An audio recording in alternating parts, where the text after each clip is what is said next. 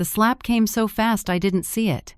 One moment I was standing in my own kitchen, telling my son Bradley he couldn't have my savings, and the next, my cheek was burning, and I was stumbling backward into the counter.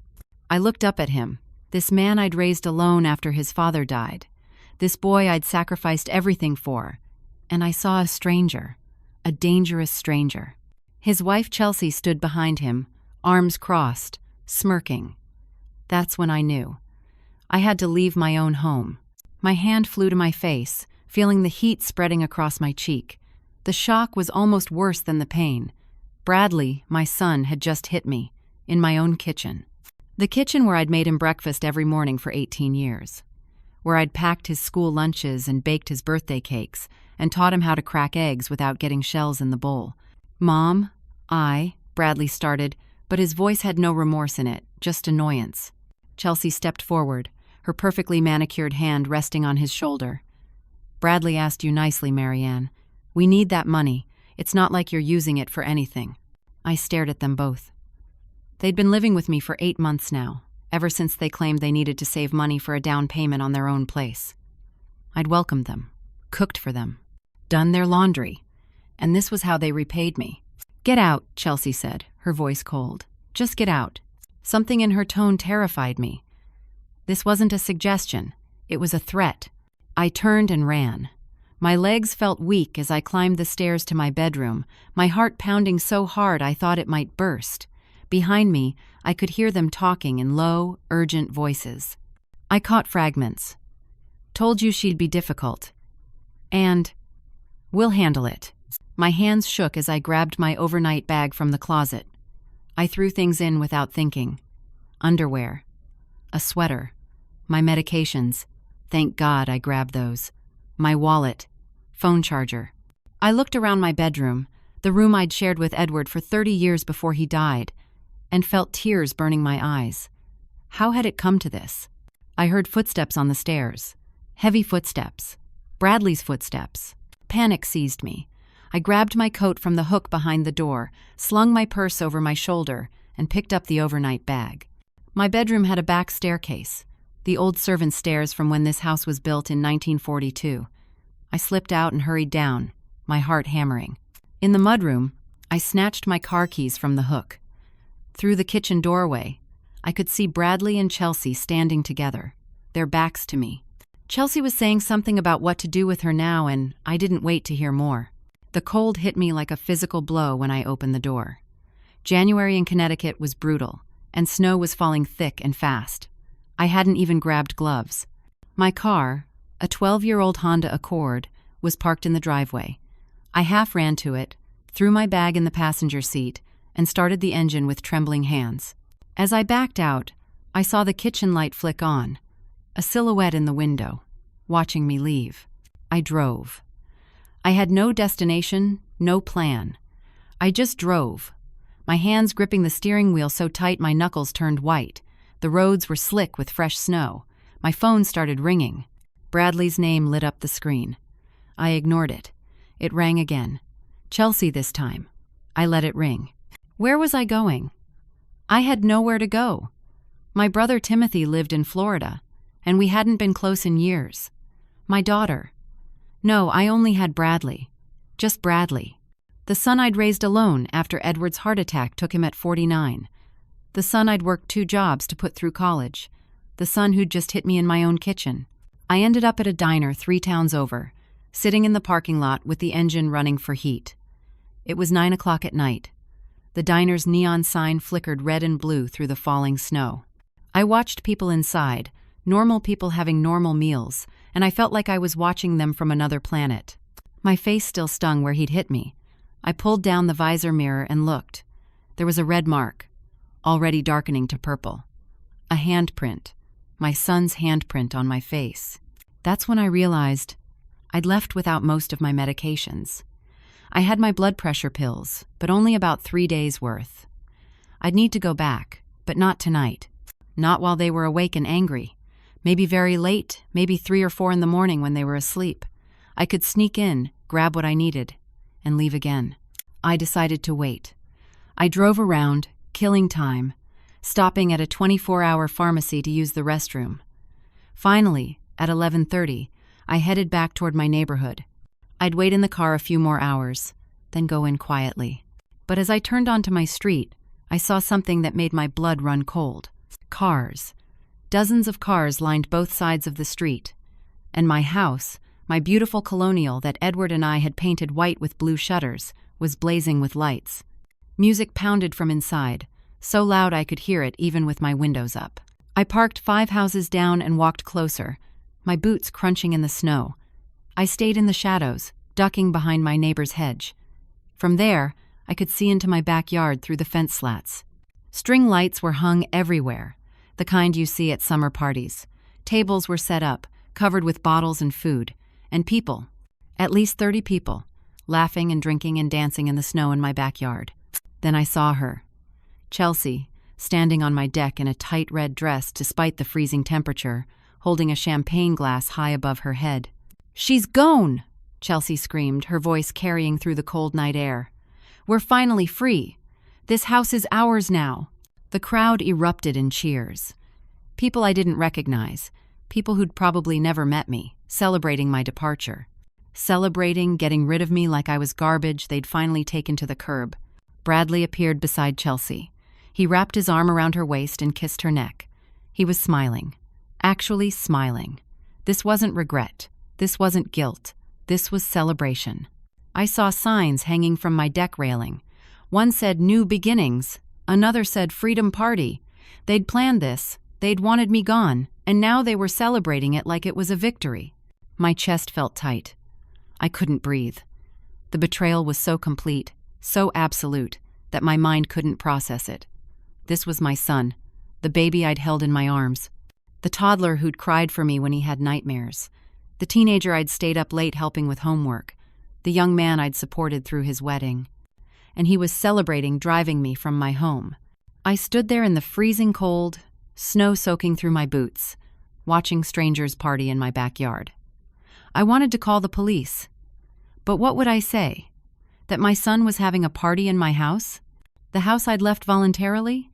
They'd ask if I felt threatened, and I'd have to say yes, but it was my son, and they'd see it as a family dispute. The cold was seeping into my bones. My fingers were numb. I needed to leave, needed to find somewhere warm, but I couldn't stop staring at that party, at the pure cruelty of it. Chelsea raised her glass again. "To freedom!" she shouted. "To freedom!" the crowd echoed. I turned and walked back to my car, my whole body shaking. Not from cold, from rage. I drove to Patricia's house. Patricia Brennan had been my friend for 23 years, ever since we met at a church fundraiser. She lived 2 towns over in a small ranch house she'd bought after her husband died. It was past midnight when I pulled into her driveway, but her living room light was still on. Patricia was a night owl, always had been. She opened the door in her bathrobe, took one look at my face, and pulled me inside. "Dear God, Marianne, what happened to you?" I broke down. Right there in her foyer, I collapsed into sobs. Patricia held me while I cried, making soothing sounds, not asking questions yet. When I finally calmed enough to speak, she led me to her kitchen and made tea. I told her everything. The argument about money, Bradley hitting me, Chelsea's cold command to leave, the party, the signs, the celebration. Patricia's face grew harder with every word. When I finished, she reached across the table and gently touched the bruise on my face. "That's a handprint, clear as day. We need to document this." She took photos with her phone, multiple angles, with and without flash. Then she insisted I stay in her guest room. "For as long as you need," she said firmly. "This is your home now." But it wasn't my home. My home was being defiled by strangers while my son celebrated driving me away. I couldn't sleep. Every time I closed my eyes, I saw Chelsea raising that champagne glass, heard the crowd cheering. I lay in Patricia's guest bed, staring at the ceiling, replaying every moment of the past 8 months, looking for signs I'd missed. There had been so many. The next morning, Patricia made breakfast, but I could barely eat. My stomach was in knots. We sat at her kitchen table, trying to figure out what to do next. "You need to check your finances," Patricia said. "If they're this calculated, they might have done more than just take over your house." Her words sent ice through my veins. I pulled out my phone and logged into my bank account. My savings account, the one I'd built up slowly over 27 years. Working as a school secretary, taking every extra shift I could. Saving for retirement, for emergencies, for security. The last time I'd checked, 6 months ago, there'd been $47,200 in it. The screen loaded. Balance. $1,312. I stared at the number. It didn't make sense. There had to be an error. "Patricia," I whispered, "something's wrong with my account." She came around the table and looked at my phone. Her face went pale. "Check the transaction history." I did. My hands were shaking so badly I could barely tap the screen. The transactions scrolled past. Transfer after transfer. $5,000 here, $8,000 there, $3,000, $7,000. All to an account I didn't recognize. Each one labeled with something that sounded official.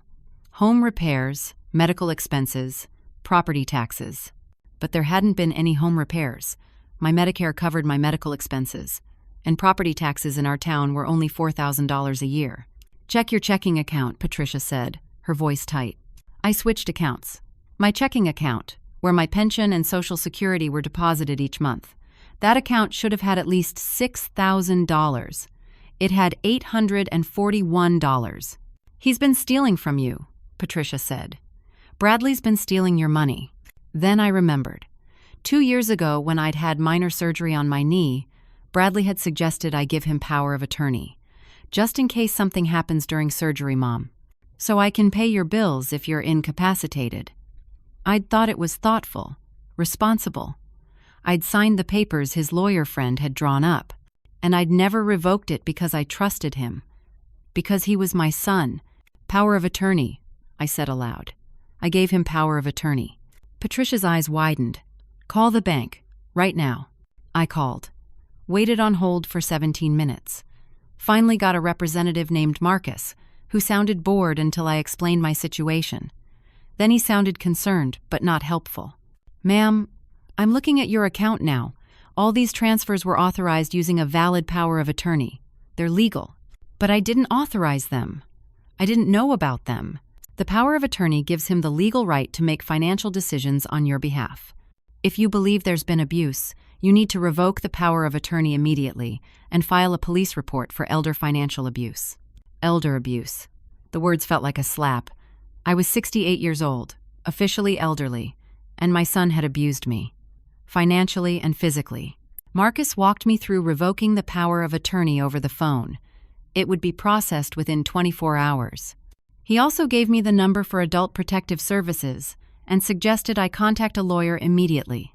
When I hung up, my whole body felt numb. $45,000. Gone. Stolen by my own son. "I need to call someone," I said. "Chelsea's sister, Amanda. She always seemed kind. Maybe she doesn't know what they're doing." I found Amanda's number in my contacts. We'd exchanged numbers at Bradley and Chelsea's wedding, had texted occasionally. I called. It rang 4 times, went to voicemail. I didn't leave a message. 2 minutes later, my phone buzzed with a text from Amanda. "Chelsea said you had a breakdown and got violent with them. We're supposed to stay away from you. Please get help, Marianne." I showed Patricia the text. She read it, and her jaw clenched. "They're spreading lies, making sure no one believes you if you reach out." I thought about who else I could call, who else might listen. But Bradley and Chelsea had been living with me for 8 months. They'd had plenty of time to poison people against me, to set this up, to make me look like the problem. "How long have they been planning this?" I whispered. Patricia reached over and squeezed my hand, long enough to be thorough. "But Marianne, we're going to fight this. We're going to get your money back and get you back in your house. I promise you." I wanted to believe her. But sitting there in her kitchen, looking at my bank accounts showing almost nothing, knowing my son had stolen from me, and was probably right now sleeping in my bed, I felt hopeless. "I raised him alone," I said. "After Edward died, I worked so hard to give him everything. I paid for his college. I bought him his first car. I gave him everything I had. And this is how he repays me?" Patricia's eyes were wet. "Some people take and never learn to give back. It's not your fault. You were a wonderful mother. He's the one who failed. But it didn't feel that way. It felt like I'd failed. Like I'd raised a monster and never seen it. The next morning, Patricia drove me to the police station. I'd barely slept again, and my head pounded with a stress headache. But I needed to do this. I needed to file reports. The desk sergeant directed us to a Detective Harris, a tired-looking man in his 50s with gray hair and a coffee-stained tie. He listened to my story, took notes, looked at the photos of my bruised face. "Mrs. Whitmore," he said when I finished, "I'm going to be straight with you. This is complicated. It's domestic, it's family, and you left the house voluntarily. The assault charge is strong. We've got photographic evidence. But the financial stuff, you gave him power of attorney. That makes it harder to prove abuse versus poor judgment." Poor judgment? I couldn't believe what I was hearing. He stole $45,000 from me. And we'll investigate. I promise you we'll look into it. But these things take time. Weeks, sometimes months. In the meantime, I'd suggest filing for a restraining order. Patricia nodded. "Where do we do that?" He gave us directions to the courthouse. We went there next, filled out forms, told my story again to a clerk who looked at me with pity. A hearing was scheduled for 5 days away. 5 days felt like an eternity. Patricia insisted I stay with her. I felt like a burden, but I had nowhere else to go. That afternoon, she made calls and found me a lawyer. His name was Douglas Harper, and his office was in Hartford. He could see me the next day. That night, I lay awake again, thinking about my house. My beautiful house. Edward and I had bought it 42 years ago, when we were newlyweds. He'd carried me over the threshold. We'd painted every room ourselves. We'd planted the oak tree in the front yard. We'd raised Bradley there. And now Bradley was treating it like it was his. The next morning, Patricia drove me to Hartford. Douglas Harper's office was in a modern building with gray carpeting and abstract art on the walls. Harper himself was in his early 60s, with silver hair and sharp eyes behind wire-rimmed glasses. He listened to everything, taking notes on a yellow legal pad. When I finished, he leaned back in his chair. "Mrs. Whitmore, this is a clear case of elder financial abuse. The assault charge is solid. The financial exploitation is provable. We can file civil suits to recover your money. But there's one thing that concerns me." "What?" "Your house. You said they're living there now. Who owns the house?" "I do. My late husband and I bought it in 1983. It's been in my name since he passed in 2002. "Do you have the deed?" "It's in my safe at home, in the study." Harper nodded. "I'll pull the property records just to be thorough. In the meantime, I'm going to draft a letter demanding Bradley and Chelsea vacate the premises immediately. You can't be evicted from your own home." His retainer was $5,000. I used my credit card, which still had available credit. He assured me we'd recover all my money eventually, but eventually felt very far away. 2 days later, Harper called. His voice was different, careful. "Mrs. Whitmore, we have a problem." My stomach dropped. "What kind of problem?" "I pulled the property records for your house. According to the county records, the house was transferred to Bradley's name 9 months ago. There's a deed on file showing you signed it over to him as a gift." "The room spun. That's impossible. I never signed over my house." "The deed shows your signature. It's notarized. Dated March 15th of last year. Do you remember signing anything around that time?" "March 15th. I racked my brain. 9 months ago. What had I been doing? Then I remembered. Bradley had come over with papers, said it was for estate planning. Said he wanted to add him to the deed so the house wouldn't have to go through probate when I died. Said it would save money and time. I'd trusted him. I'd signed what he put in front of me. "He told me it was to add him to the deed," I said slowly, "for after I died, so it wouldn't go through probate. I thought I was making him a co-owner, for later." "Did you read what you signed?" He said it was just technical legal language. He was my son. I trusted him. Harper was quiet for a moment. "Mrs. Whitmore, if that signature is genuine and you did sign, even if you were misled about what you were signing, this becomes much more complicated. However, if the signature is forged, or if you were coerced, or if you can prove you didn't understand what you were signing due to undue influence, we can challenge it. It's fraud. He tricked me. I believe you. But proving fraud in court requires evidence. The good news is, I can file a fraud claim and get the transfer voided. The bad news is, it will take time. And in the meantime, legally, Bradley's name is on that deed. He could potentially have you arrested for trespassing if you enter the property. I couldn't breathe, couldn't think. My son had stolen my house, the house Edward and I had built our life in, the house where I'd raised him. And now he could have me arrested for going into my own home. This was planned, I said. 9 months ago. They've been planning this for 9 months. It appears so, Harper said gently. I'm going to file a fraud claim immediately. I'll also file to freeze any transactions on the property so he can't sell it or take loans against it. But Mrs. Whitmore, you need to prepare yourself. This is going to be a long fight. When Patricia picked me up from Harper's office, I couldn't speak. I just sat in her car and stared out the window. She drove me back to her house, made me tea, sat with me. They took everything, I finally said. My money, my house. They planned it all. For months. We're going to get it back, Patricia said fiercely. Every bit of it. But I wasn't sure I believed her anymore. The restraining order hearing was the next day. I walked into the courthouse hoping for some justice, some validation. Instead, I walked into an ambush. Bradley was there with his own lawyer, a sharp-looking woman in an expensive suit. When it was their turn to speak, Bradley's lawyer presented a completely different story. She said I had attacked Bradley when he refused to give me money for gambling debts, that I had a history of instability, that I'd become violent. Chelsea was there too, backing up every lie. She testified that I'd thrown things, that I'd threatened them, that they'd feared for their safety. I tried to tell the truth, but the judge looked skeptical. He saw 2 young people with a lawyer and 1 older woman with obvious bias. He denied my restraining order petition. I left the courthouse feeling like the ground had been cut out from under me. They were better at this than I was, more prepared, more ruthless. That night, back at Patricia's, I felt the walls closing in. I was running out of money. The lawyer needed another $3,000 to continue. I maxed out my second credit card. Harper called with another update. The police needed a handwriting expert to examine the deed signature. That would cost $2,000 more. Money I didn't have. I was drowning, and Bradley and Chelsea were the ones holding me underwater. The stress was eating me alive. I couldn't eat, couldn't sleep. Every time I closed my eyes, I saw that party. Heard Chelsea screaming, "We're free." Saw the signs. Saw Bradley's smile. Harper was working on the fraud case, but everything moved so slowly. Papers filed, court dates set months away.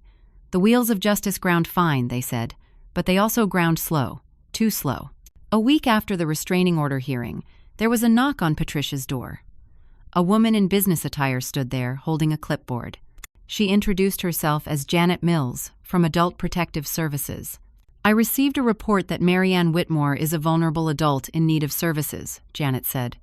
Is she here? Patricia's face went red. Who called you? I can't disclose that, but I need to speak with Mrs. Whitmore. They'd called APS on me. Bradley and Chelsea, continuing their campaign to paint me as incompetent. Janet came in, asked me questions about my mental state, my living situation, my ability to care for myself. She was kind, but the questions felt invasive, humiliating. Finally, Janet said, Mrs. Whitmore, you seem perfectly capable to me. I'll note in my report that you're living with a friend voluntarily and appear to be in good health. But the report will stay on file. After she left, I felt violated all over again. They were systematically destroying my credibility, my reputation, my life. That night, I couldn't take it anymore. I knew I shouldn't, but I drove past my house. I needed to see it, just see it. Patricia tried to talk me out of it, but I went anyway. It was 10 o'clock on a Thursday night. Through the windows, I could see my living room. New furniture. A huge flat-screen TV where my antique bookshelf used to be. Chelsea's modern art on the walls where my family photos had hung. They'd erased me. Completely. I sat in my car down the street, crying. My garden, which I'd tended for 38 years, looked neglected. The roses I'd babied through every winter were dying. The flower beds were full of weeds. They didn't care about any of it. They just wanted the house. A car pulled up beside me. I tensed, thinking it might be Bradley, but it was my neighbor from across the street, Helen. She was 83 years old, a widow who'd lived on our street for 56 years. She tapped on my window. I rolled it down. "Marianne," she said, "I've been hoping I'd see you." "Helen, I'm sorry. I know what happened. I saw it." My heart stopped. "You saw what?" "The night you left. I couldn't sleep. I was looking out my window, and I saw through your kitchen window. I saw Bradley hit you.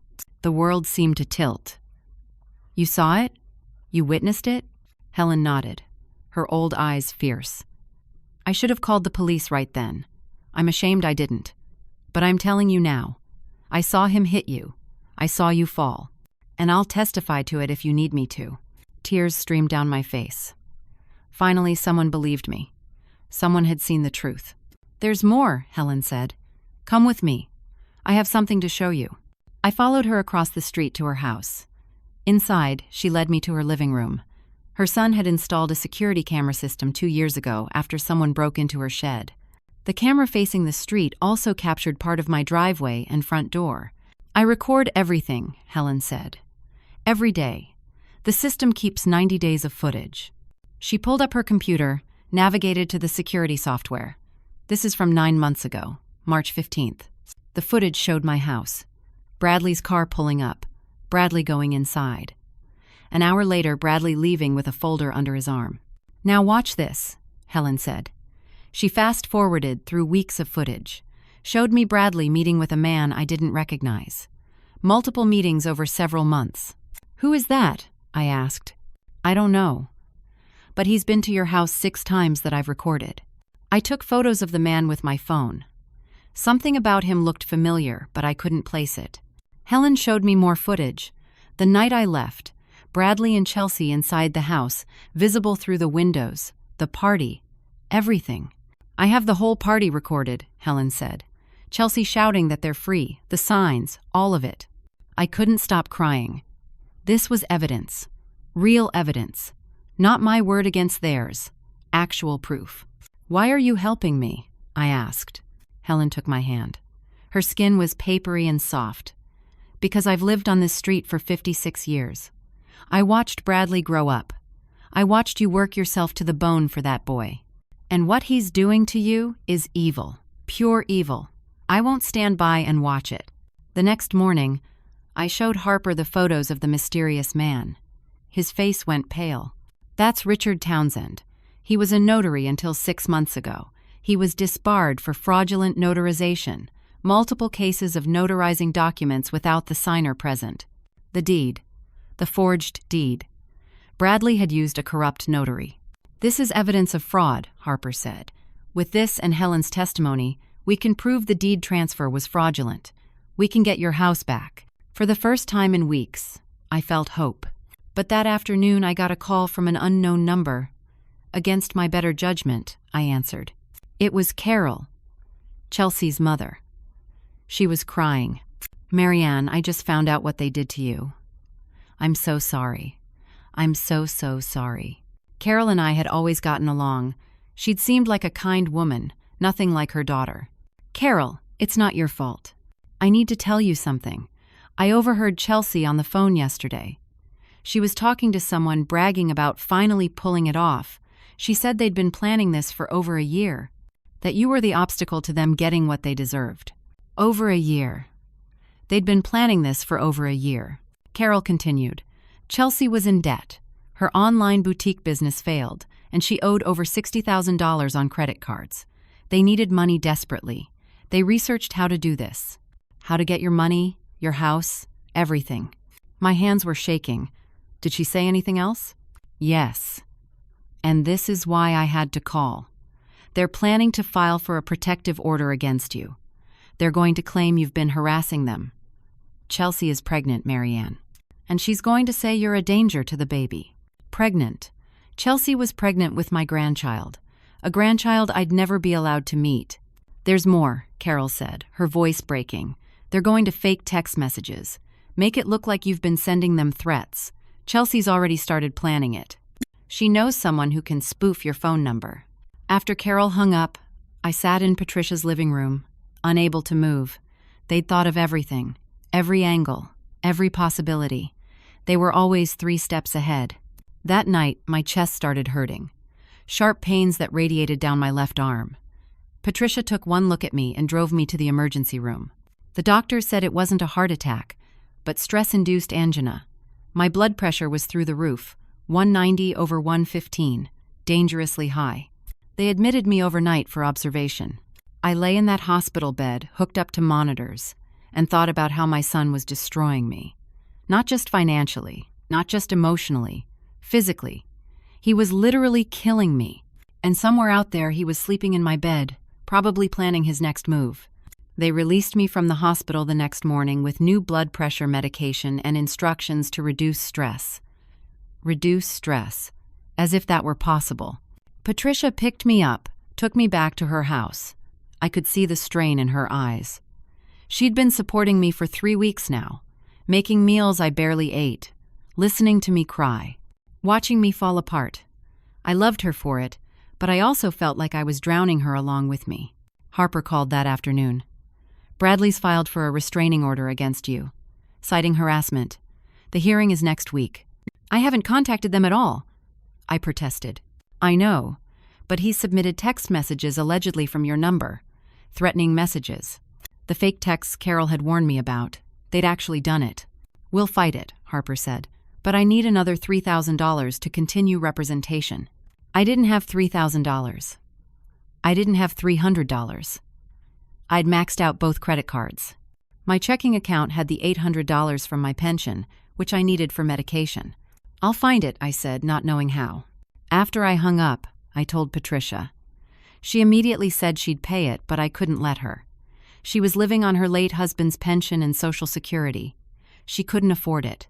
That night, lying in Patricia's guest bed, I hit my lowest point. I had no money, no home. My son hated me, or worse, felt nothing for me at all. My health was failing, and the legal system that was supposed to protect me was moving at a glacial pace while Bradley and Chelsea systematically destroyed what was left of my life. I thought about giving up, just letting them have it all, moving to a cheap apartment somewhere far away, changing my name, starting over, forgetting I ever had a son. But then I thought about Edward, about the life we'd built together, about the house where we'd been happy, about the injustice of it all. And I got angry, properly angry. The kind of anger that burns through despair and comes out the other side as determination. I wasn't going to let them win. The next day, I started making calls. I reached out to everyone I could think of. Church friends, old coworkers, people who'd known me for years. I told them what was happening. Most were sympathetic. Several contributed small amounts to help with legal fees. It wasn't much, but it was something.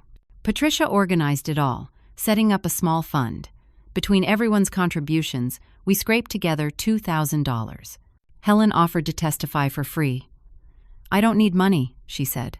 I need justice, for you and for this neighborhood. What they're doing is wrong, and everyone needs to see it.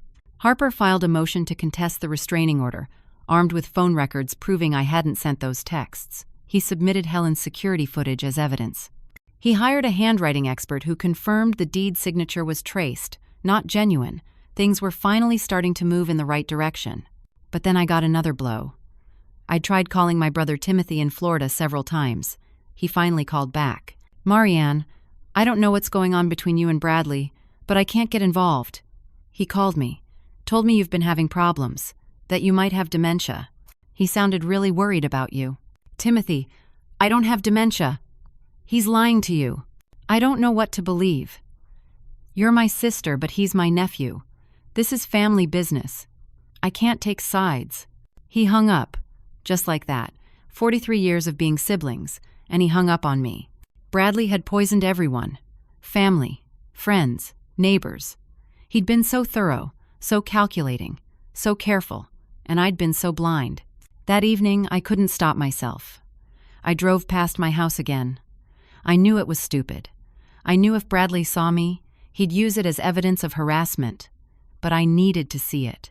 Like picking at a scab, like pressing on a bruise to make sure it still hurt. I parked down the street as darkness fell. The house lights were on.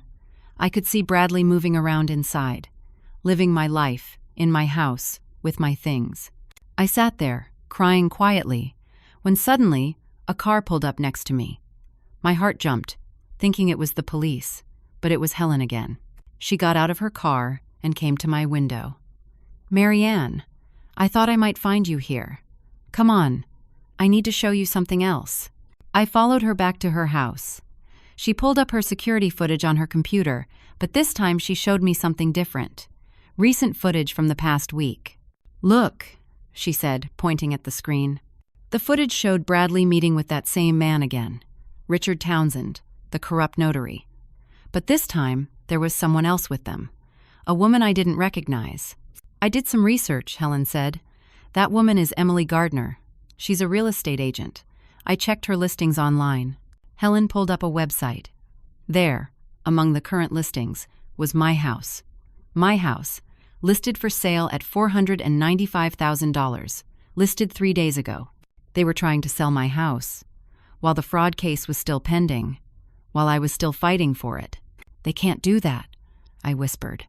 Harper filed a motion to freeze transactions. "Did the judge grant it?" "I didn't know.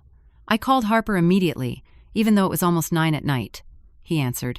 "Did the judge grant the motion to freeze transactions on my house?" Papers rustled on his end. "It's still pending. These things take time." "Why?" "They've listed it for sale. It's on a real estate website right now," Harper swore. "I'll file an emergency motion first thing tomorrow morning. If they sell that house before the judge rules on the fraud case, this becomes infinitely more complicated." After I hung up, I looked at Helen, this sweet 83-year-old woman who barely knew me but was fighting for me harder than my own brother. "Why are you doing all this?" I asked. Helen smiled sadly. "Because I'm old, and I've seen a lot of things in my life. I've seen good people get trampled. I've seen bad people win. And I decided a long time ago that when I see injustice, I'm going to fight it, even if I'm just one old lady with a security camera. Sometimes that's enough." She handed me a flash drive. "This has all the footage, everything from the past 90 days. Give it to your lawyer. Use it." I took the flash drive, and for the first time in weeks, I felt something other than despair. I felt like maybe, just maybe, I had a chance. The next morning, Harper filed the emergency motion. By afternoon, a judge had granted it. The house sale was blocked. The real estate agent called Bradley, confused, telling him there was a legal hold on the property. According to Carol, who called to update me, Bradley went into a rage, threw furniture, punched a wall. He'd been counting on that sale. They needed that money. And that's when I realized something. They were desperate too. They'd stolen my savings, spent it, and now they needed more. They'd banked on selling the house quickly, but the legal system was finally catching up with them. Harper called that afternoon with more news. I tracked down Richard Townsend. He's facing his own legal troubles. I offered him a deal. Testify about Bradley paying him to notarize the forged deed, and I'll provide a character witness letter for his hearing. He took it. Things were turning. Slowly, painfully slowly, but turning. That evening, Carol called again. "Marianne, I need to tell you something. Chelsea and Bradley are planning to run. They know they're going to lose. They're planning to liquidate whatever they can and disappear." "Disappear where?" "Chelsea mentioned Montana. Bradley has a friend with property there, somewhere remote. They're planning to leave in 3 days.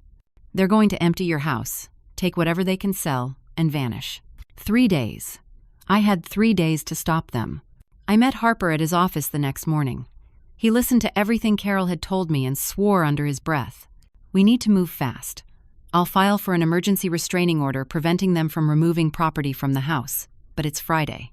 Getting a judge to sign off on this by the end of the day is going to be tough. What if they leave before Monday? Then we'll have a much harder time recovering anything.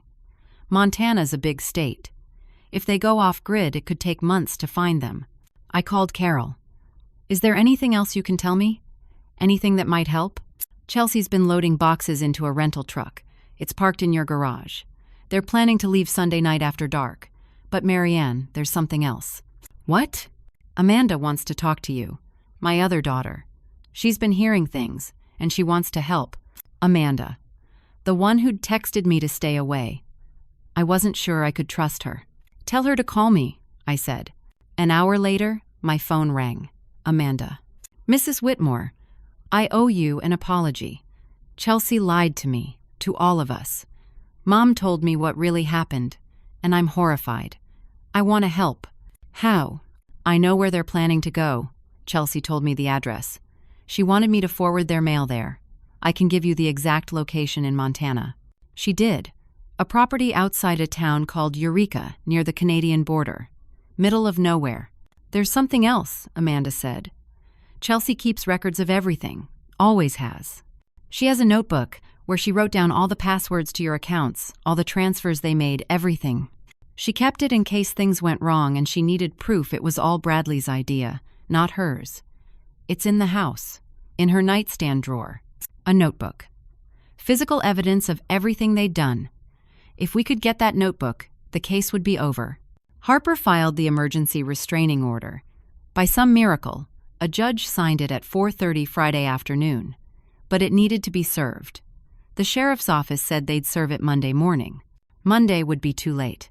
That evening, I sat with Patricia and Helen at Patricia's kitchen table.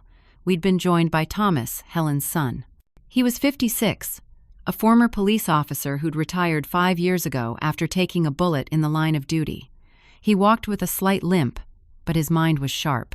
"Tell me the situation again," Thomas said. I told him everything. The planned escape. The notebook. The 3-day window. "And you have a key to the house?" Thomas asked. "They never changed the locks." "They didn't think I'd come back." Thomas thought for a moment. "If you enter your own house, is it trespassing?" Harper had explained this to me. "Legally, no. My name is still on the original deed, and the fraud case is pending. I have as much right to be there as they do until a court says otherwise." Thomas nodded. "Then here's what we do. We watch the house tonight. When they leave, you go in. Get what you need. Document everything. I'll come with you for safety. We take photos, we find that notebook, and we get out. By the time they realize what happened, we've already given everything to the police." "That's breaking and entering," Patricia said. "No," Thomas corrected. "It's a property owner entering her own property. They're the ones who broke in and haven't left." We set up surveillance from Helen's house. She had a perfect view of my driveway. Around 8 o'clock, Bradley and Chelsea's car pulled out. We watched them drive away. "Now," Thomas said. My hands shook as we crossed the street. Patricia, Thomas, Helen, and me. 4 people united against the injustice of what had been done to me. Patricia carried her phone, ready to call 911 if needed. Thomas kept a hand near his concealed carry permit weapon. Helen held a video camera, documenting everything, and I held my key. I slipped it into the lock. It turned. The door opened. I stepped into my house for the first time in 5 weeks. It smelled different, like Chelsea's perfume and Bradley's cologne. Not like home anymore. We moved quickly. Thomas went straight to the master bedroom while I followed. The bedroom I'd shared with Edward for 30 years. Bradley and Chelsea's clothes were everywhere. Their belongings mixed with mine, which they hadn't bothered to remove. Thomas opened the nightstand drawer. There, just like Amanda had said, was a spiral notebook. He photographed every page with his phone. Then we took the notebook itself. Evidence. Beautiful, damning evidence. I went to my office. They'd trashed it, but my important papers were still in the safe. I opened it, grabbed my documents. Birth certificate. Marriage certificate. Edward's death certificate. Our original house deed. Everything I'd need. Patricia was documenting everything with her phone. The new furniture. The removed family photos. The packed boxes in the garage. Evidence of their planned escape. We'd been there maybe 15 minutes when we heard it. A car in the driveway. Thomas looked out the window. They're back. My heart stopped. We were trapped. If Bradley found us here, he'd call the police. Claim we'd broken in.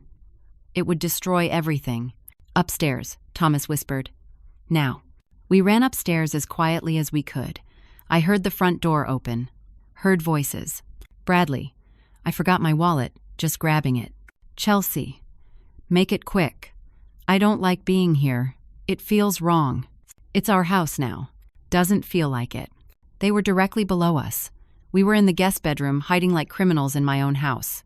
Thomas had his hand on his weapon. Helen clutched her camera. Patricia held my hand.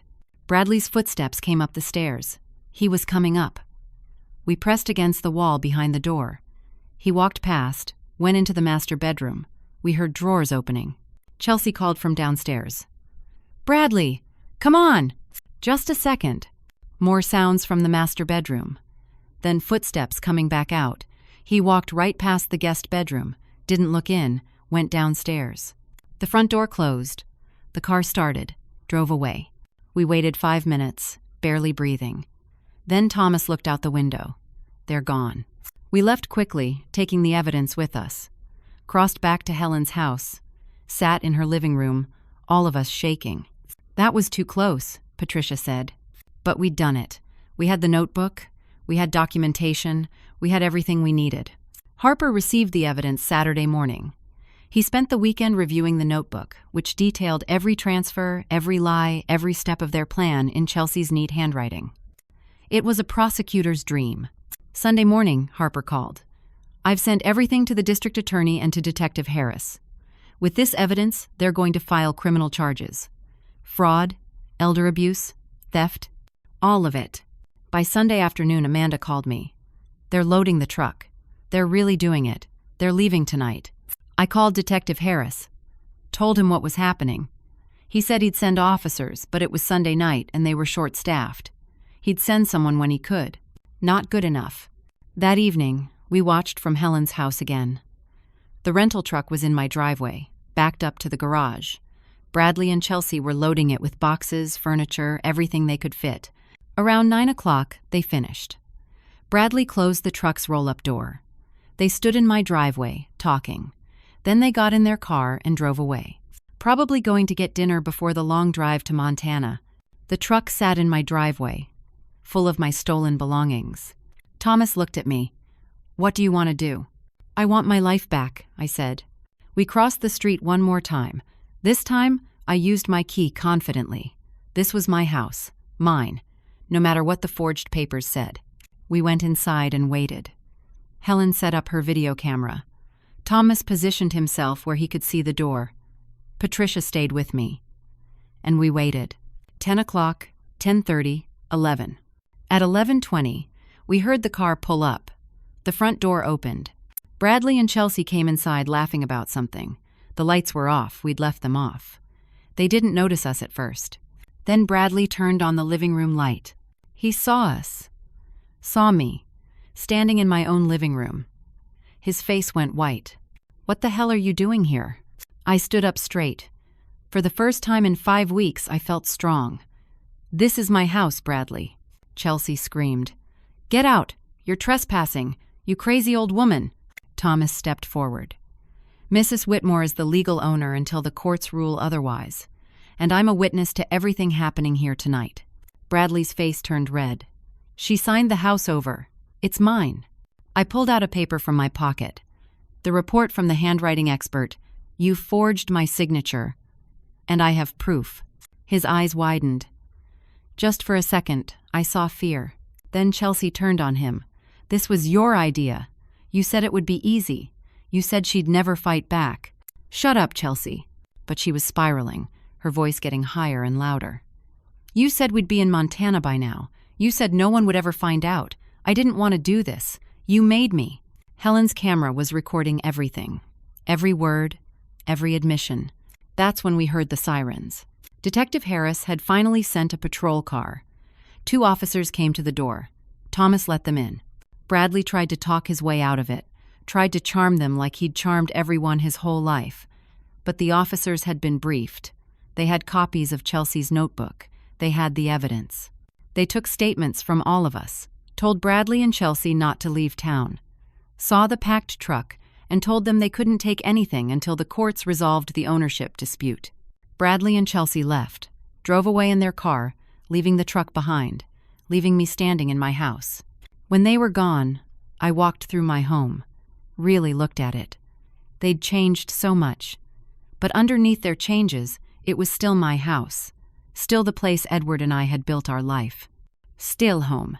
I sat on the couch, not their new couch, but my old one that they'd moved to the basement, and I cried. Not from sadness this time, from relief, from victory. from the overwhelming realization that I'd fought back and won. The next weeks were a blur of legal proceedings, but for once, everything moved in my direction. The district attorney filed criminal charges against Bradley for assault, fraud, and elder financial abuse. Against Chelsea for conspiracy and fraud. The evidence from Chelsea's notebook was damning. Her own handwriting had sealed their fate. Bradley tried to fight it at first. Hired another expensive lawyer. But faced with overwhelming evidence, his lawyer advised him to take a plea deal. Bradley pleaded guilty to all charges. The judge sentenced him to 2 years of probation, 500 hours of community service, and ordered him to repay every cent he'd stolen. The total, with interest, came to $48,300. Chelsea, trying to save herself, filed for divorce. She moved back to her mother's house, pregnant and alone. Carol told me Chelsea cried every day, kept saying she'd made a mistake, that Bradley had convinced her it would be easy money. I felt sorry for her, but not sorry enough to forgive her. She'd celebrated my pain. She'd thrown a party when I fled my home. The deed fraud case went to civil court. With Richard Townsend's testimony and the handwriting expert's report, the judge voided the transfer. The house was legally mine again, had always been mine. Bradley's name was removed from all records. The bank, faced with evidence of elder financial abuse, helped me recover my stolen funds. It took months, but eventually, almost every dollar was returned to my accounts. I changed the locks, finally, stood at my door with the new key and felt truly safe for the first time in months. Patricia helped me restore my house. We took down Chelsea's modern art and rehung my family photos, put my furniture back where it belonged, repainted the walls from the trendy gray Chelsea had chosen back to the warm cream I'd always loved. Helen and I became close friends. We had tea together twice a week. She showed me how to use her security system, and I had Thomas install one at my house. I'd never be caught off guard again. Thomas helped me with other things too. Fixed the loose board on my porch that Bradley had never gotten around to repairing, helped me clean out the gutters, refused to take payment. "You've been through enough," he said. "Let me do something kind."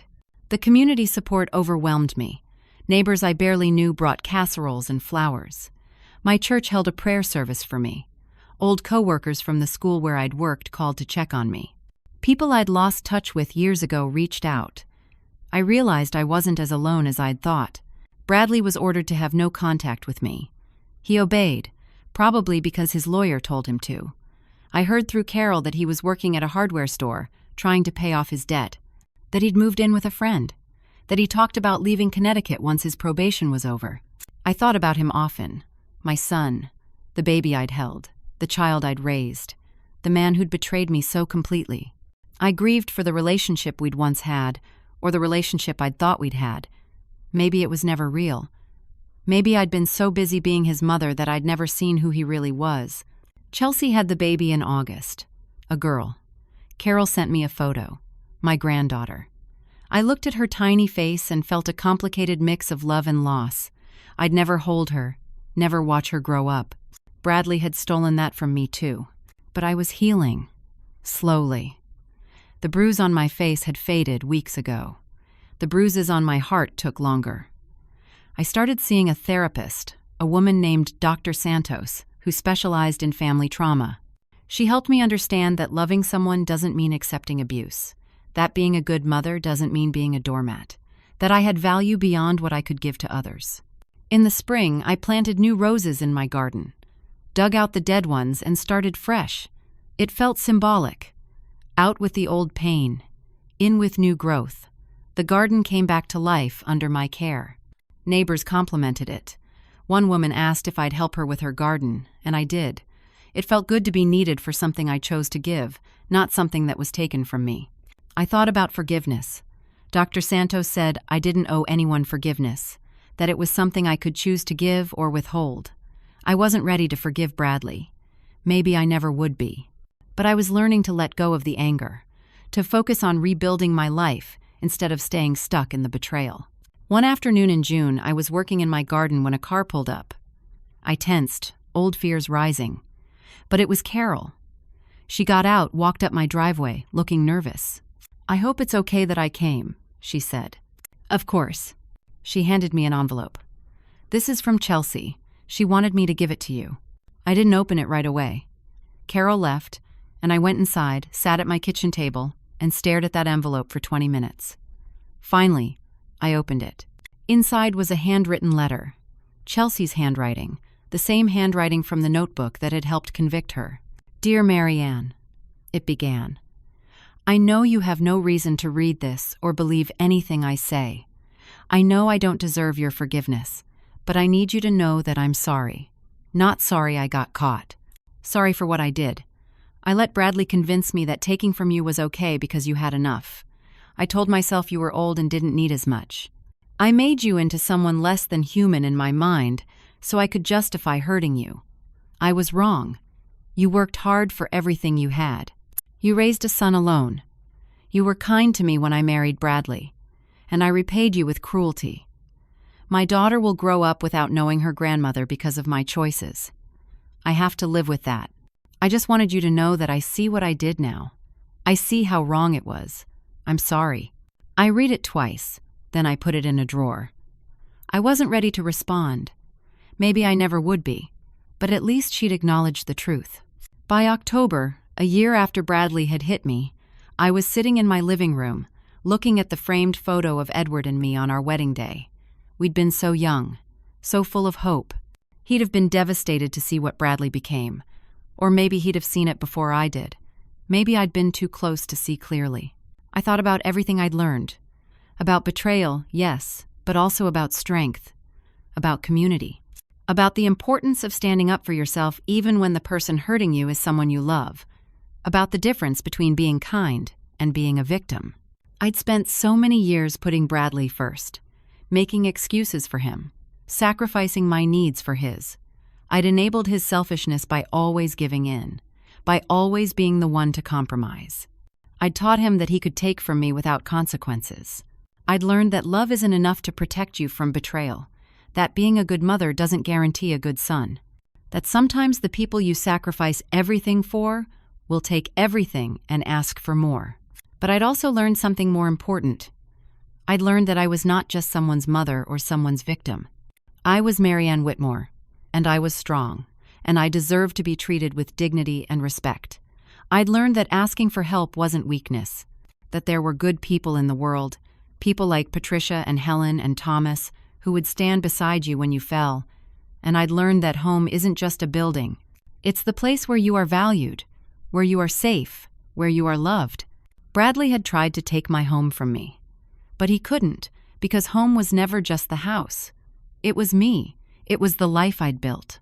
It was the person I was, and nobody could take that away. I stood up and walked to my window. The sun was setting, painting the sky in shades of orange and gold. My garden was full of autumn flowers, rich purples and deep reds. The oak tree Edward and I had planted 40 years ago spread its branches over the yard, leaves turning golden. I smiled. Not a bitter smile, a real smile. A smile of peace. I was 69 years old. I'd survived the worst betrayal of my life. I'd fought back when everything in me wanted to give up. I'd won. I was home. I was free. I was strong. And that was enough. Have you ever had to stand up to someone you loved who was treating you badly? How did you find the strength to fight back? I'd love to hear your stories in the comments below. If this story touched your heart, please hit that like button and subscribe to hear more stories of survival and triumph. Share this with anyone who needs to hear that it's never too late to stand up for yourself. Thank you for listening to my story. I hope it brings you courage when you need it most. May you always find the strength to fight for what's right, and may you always know your worth. Take care, and remember, you are stronger than you think.